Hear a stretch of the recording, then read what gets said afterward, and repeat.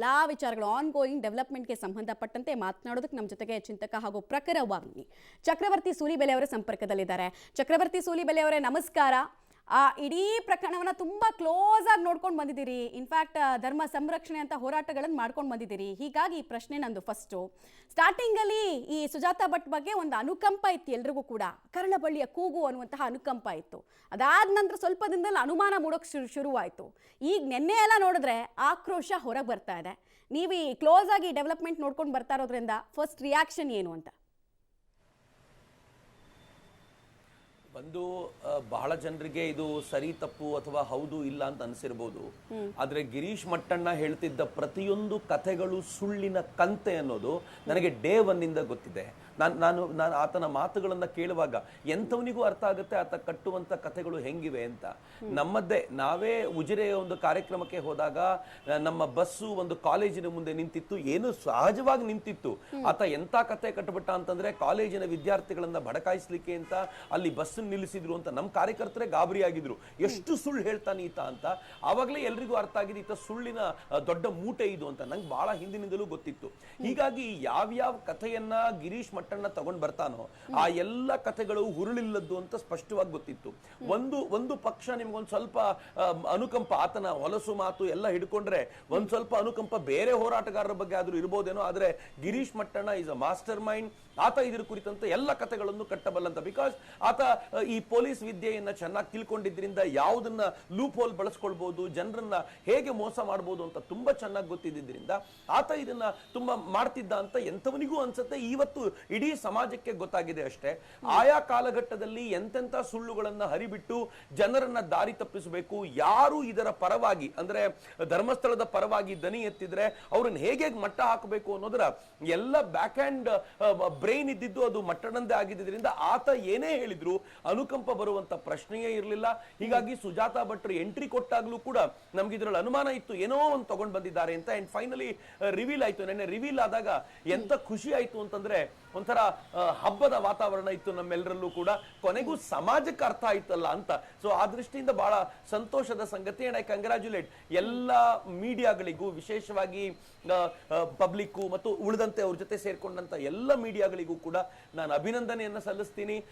ಒಂದು ಮೋರ್ಚಾ ಹಿಡಿದು ಸತ್ಯವನ್ನ ತರಬೇಕು ಎನ್ನುವಂತ ಒಂದು ಪ್ರಯತ್ನ ಯಾವುದಕ್ಕೋಸ್ಕರ ಮೀಡಿಯಾಗಳು ನಿಜವಾಗಿಯೂ ಇರಬೇಕೋ ಆ ಪ್ರಯತ್ನ ನೀವೇನ್ ಮಾಡಿದ್ದೀರಿ. Hats off to you all. ಇಡೀ ಸಮಾಜ ಇವತ್ತು ರಿಪೆಂಟ್ ಆಗ್ತಾ ಇದೆ, ನಾವ್ ಎಂತ ತಪ್ಪು ಮಾಡ್ಬಿಟ್ವಿ ಅಂತ. ಬಿಕಾಸ್ ಆಫ್ ಯು ಆಲ್ ಎಲ್ರಿಗೂ ಧನ್ಯವಾದಗಳನ್ನ, ಅಭಿನಂದನೆಗಳನ್ನ ಜೊತೆಯಲ್ಲೇ ಹೇಳಲಿಕ್ಕೆ ಇಚ್ಛೆ ಪಡ್ತೀನಿ. ಥ್ಯಾಂಕ್ ಯು ಚಕ್ರವರ್ತಿ ಸೂಲಿಬೆಲೆ ಅವರೇ. ಬಟ್ ನೆಕ್ಸ್ಟ್ ಪ್ರಶ್ನೆ ಇರೋದು ನಂದು, ಈ ಧರ್ಮಸ್ಥಳ ಕ್ಷೇತ್ರದ ಬಗ್ಗೆ ಅಂತಾರಾಷ್ಟ್ರೀಯ ಷಡ್ಯಂತ್ರ ಇದೆ ಅನ್ನೋದನ್ನ ನೀವು ಡೇ ಒನ್ ಇಂದ ಹೇಳ್ಕೊಂಡು ಬಂದ್ರಿ.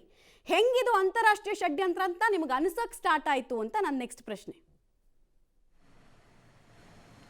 ಫಸ್ಟ್ ಆಫ್ ಆಲ್ ಇವ್ರು ಮಾಡ್ತಾ ಇರುವಾಗ ಆರಂಭದಲ್ಲಿ ಹಿಂಗೆ ಇರಲಿಲ್ಲ. 2013 to 2023 ವರೆಗೂ ಒಂದು 8-10 ವರ್ಷಗಳ ಕಾಲ ಅದು ತಿಮ್ಮರೋಡಿ ಮತ್ತು ಅವ್ರ ಗ್ಯಾಂಗು ಫೈಟ್ ಮಾಡ್ತಾ ಇತ್ತು. ಅಲ್ಲಿಯವರೆಗೂ ಇದು ಲೋಕಲ್ ಜನರಲ್ ಇತ್ತು. ಜನರಲ್ ಸ್ವಲ್ಪ ಏನೇನು ಸಹಜವಾಗಿ ಒಂದು ಊರಿನಲ್ಲಿ ಆ ಊರಿನ ವ್ಯಕ್ತಿಯ ಕುರಿತಂತೆ ಯಾವಾಗ್ಲೂ ಒಂದು ವಿರೋಧಿ ಭಾವನೆ ಇದ್ದೇ ಇರುತ್ತೆ. ಆ ಭಾವನೆಯನ್ನು ಅವ್ರು ಉಪಯೋಗಿಸ್ಕೊಂಡು ಅದನ್ನ ಡೆವಲಪ್ ಮಾಡ್ತಾ ಹೋದ್ರು. ಆದ್ರೆ 2023ಯಲ್ಲಿ ಒಡನಾಡಿ ಸಂಸ್ಥೆಯ ಸ್ಟ್ಯಾನ್ಲಿ ಇನ್ವಾಲ್ವ್ ಆದಾಗ ನಂಗೆ ಸ್ವಲ್ಪ ಅನುಮಾನ ಶುರುವಾಯ್ತು, ಇಲ್ಲೇನೋ ಪ್ರಾಬ್ಲಮ್ ಇದೆ ಇದ್ರೊಳಗೆ ಅಂತ. ಆನಂತರ 24 ಇವ್ರದ್ದು ಹೋರಾಟ ತುಂಬಾ ತೀವ್ರ ಗತಿಯಲ್ಲಿ ತೆಗೆದುಕೊಳ್ತು. ಅದು ಮತ್ತೆ ಡೌನ್ ಆಯ್ತು. 25 ನಲ್ಲಿ ಯಾವಾಗ ಇದರಲ್ಲಿ ಸಮೀರ್ ಇನ್ವಾಲ್ವ್ ಆದ್ನೋ ಆ ಸಮೀರಿಗೆ ಬಾಟ್ಸ್ ನ ಮೂಲಕ ದೊಡ್ಡ ನಂಬರ್ ನ ವ್ಯೂಸ್ ಕೊಡುವಂತ ಪ್ರಯತ್ನವನ್ನು ಇವ್ರು ಮಾಡಿದ್ರು. ಕೋಟ್ಯಂತರ ವ್ಯೂಗಳಾಗ್ತಾ ಇವೆ ಅಂತ ತೋರಿಸುವಂತ ಪ್ರಯತ್ನ ಮಾಡಿದ್ರು. ಅದನ್ನ ವೈರಲ್ ಮಾಡಿ ಅದರ ಡಿಸ್ಕಷನ್ ಮಾಡುವಂತ ಪ್ರಯತ್ನ ಮಾಡಿದ್ರು.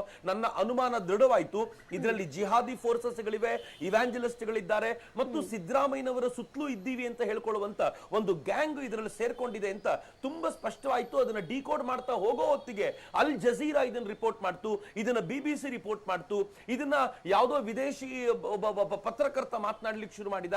ಆಗ 100% ಖಾತ್ರಿ ಆಯ್ತು ಇದು ಸಾಮಾನ್ಯವಾದ ಕೇಸ್ ಅಲ್ಲ. ಹಿಂದುತ್ವವನ್ನ ಹೀಗಳಿಲಿಕ್ಕೋಸ್ಕರ ಅದನ್ನ ನಾಶ ಮಾಡಬೇಕು ಎನ್ನುವ ಪ್ರಯತ್ನದಲ್ಲಿ ನಿರತರಾಗಿರುವ ಎಲ್ಲರೂ ಒಟ್ಟಾಗಿದ್ದಾರೆ ಅಂತ. And it has come out. ಆದ್ರೆ ನೆನ್ಪಿಟ್ಕೊಳ್ಳಿ, ಇದು ಕರ್ನಾಟಕದಲ್ಲಿ ಡೈ ಡೌನ್ ಆಗ್ಬಹುದು, ಧರ್ಮಸ್ಥಳ ಅಂತಂದ್ರೆ ಹಾಗಲ್ಲ ಅಂತ ಅನ್ನಿಸ್ಬಹುದು. ಆದ್ರೆ ಕೇರಳದಲ್ಲಿ ಇವತ್ತಿಗೂ ಧರ್ಮಸ್ಥಳ ಅಂತಂದ್ರೆ ನೂರಾರು ಹೆಣ್ಣು ಮಕ್ಕಳ ರೇಪ್ ಮತ್ತು ಅವರನ್ನ ಅಪಹರಣ ಮಾಡಿ ಅವರನ್ನ ಸಾಯಿಸಿದ ಕುಖ್ಯಾತಿ ಉಳ್ಳಂತ ಧರ್ಮಸ್ಥಳ ಅಂತ ಇವತ್ತಿಗೂ ಅಲ್ಲಿನ ಪತ್ರಿಕೆಗಳು ಬರೀತವೆ, ಮೀಡಿಯಾಗಳು ಹೇಳ್ತವೆ. ಯಾಕೆ ಹಿಂಗ್ ಮಾಡ್ತಾರೆ ಅಂತಂದ್ರೆ ಇಲ್ಲಿ ಇದೆಲ್ಲವೂ ಕ್ಲಿಯರ್ ಆದ ನಂತರವೂ ಕೂಡ ಅಲ್ ಜಜೀರಾ ಇದರ ಕುರಿತಂತೆ ಹೀಗೆ ಬರೆಯೋದನ್ನ ಬಿಡೋದಿಲ್ಲ, BBC ಹೀಗೆ ಬರೆಯೋದನ್ನ ಬಿಡೋದಿಲ್ಲ. ಇದು ಧರ್ಮದ ಮೇಲಿನ ಅಟ್ಯಾಕು, ನಾವೆಲ್ಲರೂ ಒಗ್ಗಟ್ಟಾಗಿ ಎದುರಿಸಬೇಕಾಗಿರುವಂತದ್ದು ಅಂತ ಆಗ್ಲೇ ನಮ್ಗೆ ಸ್ಪಷ್ಟವಾಗಿ ಹೋಗಿತ್ತು. ಓಕೆ.